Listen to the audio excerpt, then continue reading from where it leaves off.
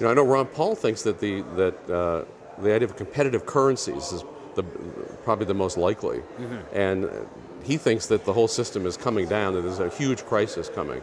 There was, of course, a crisis in 1971, 68 to 71, as Bretton Woods was breaking down. Now this system is breaking down, and he thinks they're not quite in as control as they would like to think. That there are going to be pockets of freedom breaking out, little blades of grass coming up through the state cement. Right. And so the ideas of competitive currencies in some countries, maybe even the U.S., that people can be explained to them that when there's a monopoly like the government has over money, that people abuse it. If you or I had a printing press in our basement and we could just print up money that people would accept, you'd like to think you wouldn't be irresponsible, but that sure would be a temptation. People who go into government, of course, tend to be wanting to rule others. They want power, they're power mad. That's not all of them, but that's the typical one. And when they've got the printing press, they use it. So I think there's a real chance for some monetary reform, yes, in our lifetimes. Nesta segunda parte, Lew nos fala sobre o euro, grandes economistas do passado e o espaço que a grande mídia tem dado a Ron Paul e sua revolução. Lew, let's talk about Europe for a moment. We're seeing that some of the countries there, especially Greece and Portugal, some other countries, are having increasing financial difficulties, their governments. And there's a discussion whether some of the countries should exit from the unions, whether some of the other countries, the main countries such as Germany and France, should support these irresponsible governments, let's call. And there's also a discussion about increasing again the size of government and building a fiscal union, or let's say an established government for Europe. Which way do you think this may play out using some of our praxeological analysis? Professor Guido Hulsmann, who teaches at the University of Angers in France, an author of the great biography of Mises, Mises, the Last Night of Liberalism, said that Austrian ideas are far more in circulation among the intellectuals in Europe than in the United States. That the idea, whenever the big newspapers in Germany or Switzerland, less so in France, but in Eastern Europe, in Spain and in Italy, are considering these questions, our ideas are at least brought up. A huge advance. I think it's a very good thing that Germany is, at least so far, refusing to bail out Greece. In my view, the EU was a bad idea. The euro was a bad idea. I hope they do exit. I hope the whole thing breaks down. I mean, I understand that it serves some purpose. People are wanting to have sort of a counterweight to the U.S. I understand that. But it's not a good thing for the Europeans to have this new giant government on top of all the nation states. So I hope and think that as Greece and Portugal and the others either are forced out, or that the people in Germany and France and the other more well-to-do countries are taxed at a massive rate to bail out these spendthrift governments, that I think there's a wonderful chance it's going to break down. Certainly in every referendum, right? I mean, people don't want the EU, they don't want this stuff. So I think there's good signs there too. This year's Forum da Liberdade in Porto Alegre, an event that happens every year for the 23rd edition this year. Wonderful. Its theme will be Mises and the economic policy book called 6 Lessons in Brazil. What do you think of Mises? Give us a little bit of your impressions of Mises. Well, just first I want to say what a great thing this course is due to you, that the meeting is going to be on Mises, and of course you're holding the first Austrian economics conference ever to take place in Brazil on the outskirts of the great forum. This brings together thousands of young people interested in the ideas of liberty. So very, very exciting. They're going to be studying Mises. And I think Mises was not only the greatest economist of the 20th century, and maybe more centuries than that, but he's a great personal example. I mean, this was a man who had to flee the Nazis, he and his wife, I mean, like something out of a movie, fleeing across France right in front of the advancing Nazi armies, who was thrown out of his country of Austria, in fact found sentenced to death in absentia by the government. The Nazis saw him as the great intellectual opponent of Nazism, at least from a market side, and they didn't like him, they didn't want him there, they wanted to kill him.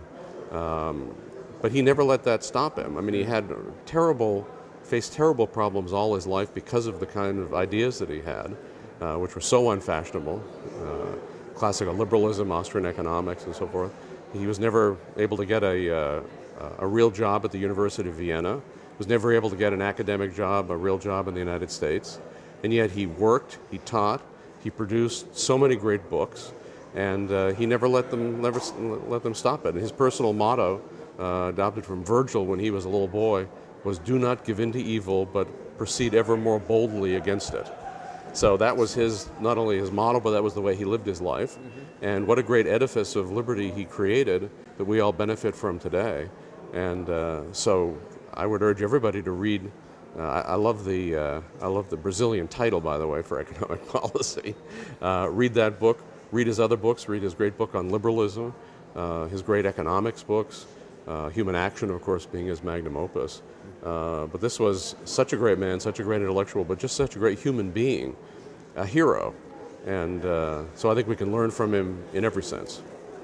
And when Mises went to America, as you said, he didn't have much support, but he finally got a very big impression on another person, Murray Rothbard, who is one of the best-known proponents of the Austrian school.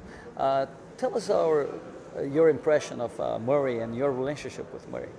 Well, Murray was, I knew Mises a little bit, but I had the honor to know Murray very, very well. And just an extraordinary man, another hero, another person who faced all kinds of very tough times in his life because of the kinds of ideals that he held. But he never let it stop him, and he was always optimistic, always fun, attracted students and young people around him, always very giving of his time to anybody who wanted to ask him a question in any circumstance or write him, call him on the phone. He was just a born teacher, and he taught liberty and he taught Austrian economics. He went to Columbia. That's where he got his bachelor's, his master's, and his PhD. And he was attracted to economics, but he said he knew he sort of agreed with the criticisms of all the various schools against the other schools, but he didn't agree with the positive case for any of the schools. And he knew there was something wrong, and he said when he read Human Action, right after it came out in 1949, he said it struck him like a bolt of lightning, and he thought, this is economics.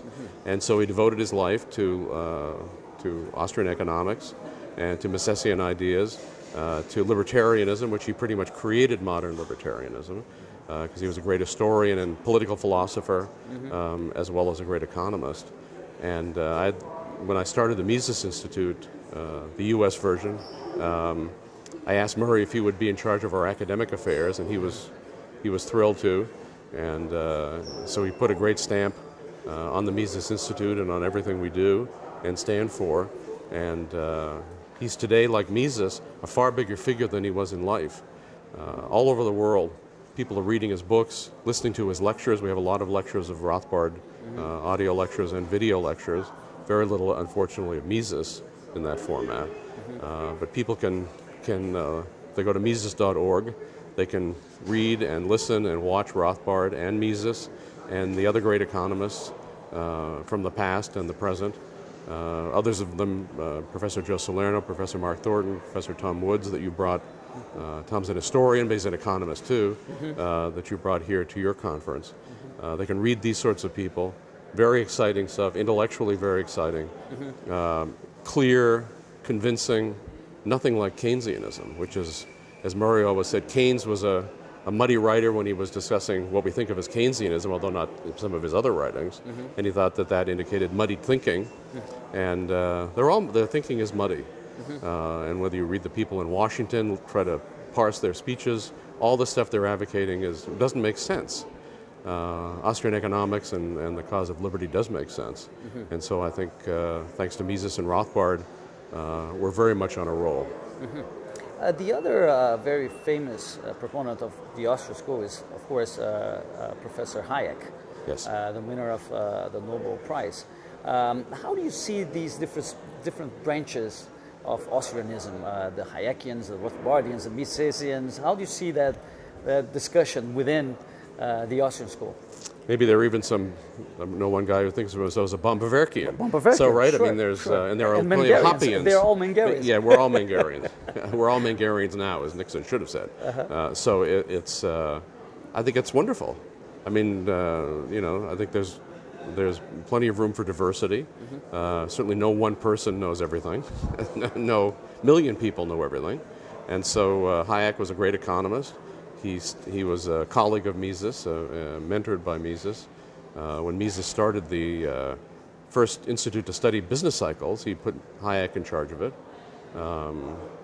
Hayek's writings, for example, that Joe Salerno collected in a book on monetary policy and the Depression, the first Great Depression, are quite extraordinary.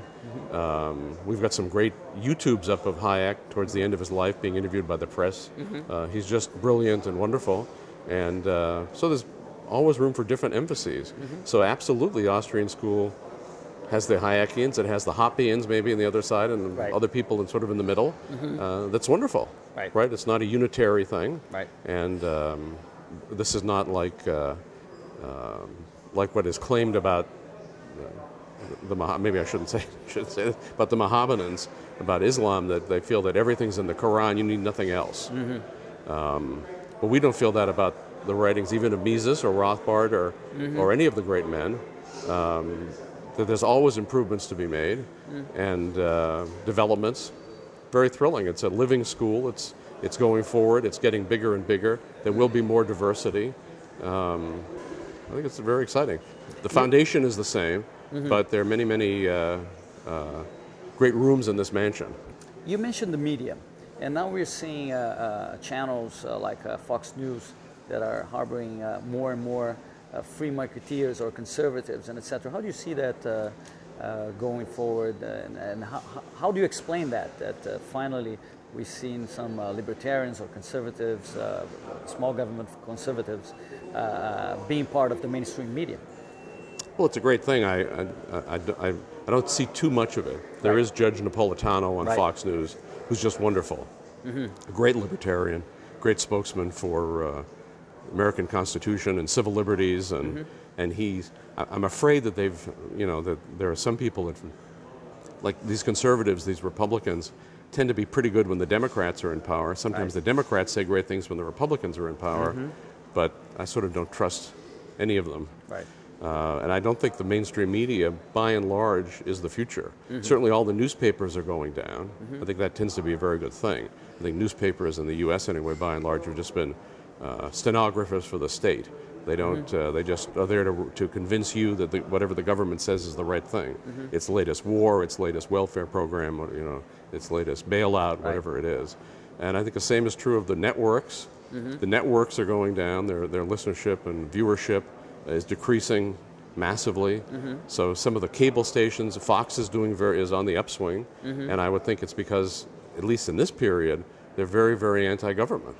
So good for them, and I hope they'll continue. If the Republicans get in power, I'm not betting on it, however. How do you see the Ron Paul revolution, his campaign for liberty? This is interesting, and people in Brazil, the young people, follow a lot Ron Paul. I would like to hear your view on that and your relationship to Dr. Paul as well. Well, I've had the honor to know Ron Paul for more than 35 years, when I was his chief of staff when he was in Congress in his first few terms. And I think the Ron Paul revolution has made a huge difference. Not only in Brazil, but every country has a Paul movement. And it's increased since he ran for president. And because of him, people are more interested in libertarianism and Austrian economics. I think this is going to continue. A lot of people want him to run again. And he runs for office as an educational mission, not for power. It makes him unique. I'm not a fan of politics. I don't vote, for example. Although I was once in politics, but I've since gone straight. But I think it's by and large, a very, very bad thing. Ron Paul's the one exception because he's not after power. He's after telling the truth, and he uses this particular platform. So very exciting. And I hope if Dr. Paul eventually wins, he will do like Mises and abdicate.